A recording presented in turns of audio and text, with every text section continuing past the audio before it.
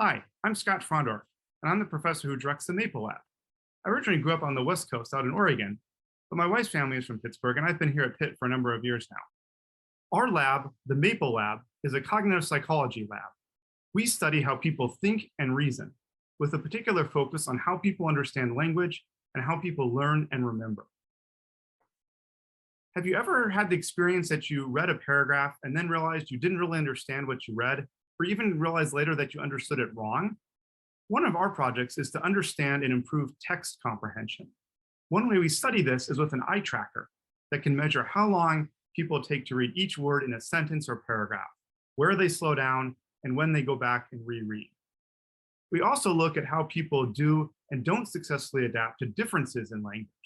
For example, how people in Pittsburgh say yins, where people from other parts of the country might say you guys or y'all.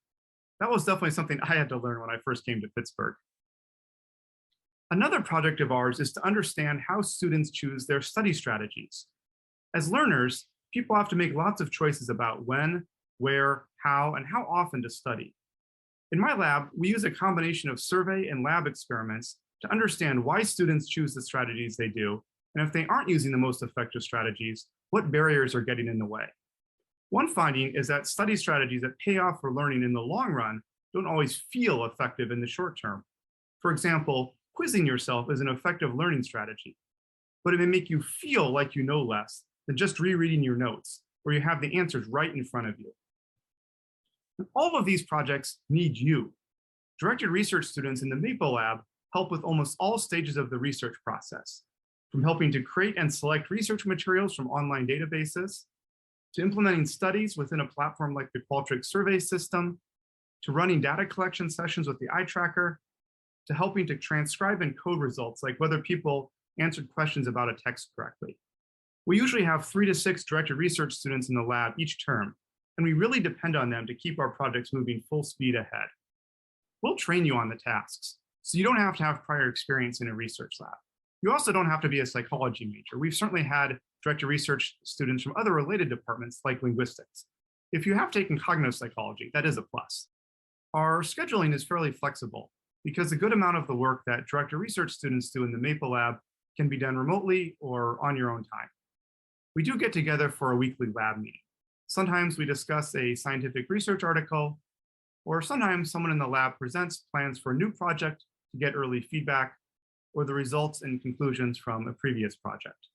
We try to arrange the lab meeting time to fit everyone's schedule. What's in it for you? Some students do directed research because they're interested in applying and going to graduate school. That's great if that's what you're interested in. But I also think the hands-on experience and responsibility of carrying a directed research project through to completion is good experience for almost any type of career. One former directed research student who now works in project management wrote, "I am also happy to report that a lot of the skills I gained in the lab are directly transferable to the work I do in this position. I definitely feel like I was better prepared for the real world after having worked in the lab for 2 years and being exposed to organizational and structural type experiences." Experience doing directed research can sometimes also lead to the opportunity to do an honors thesis as well. If you're interested in applying for a directed research position in the lab for next term, you can find our application online through the Psych Advising Office. Thanks for your time. We hope to hear from you.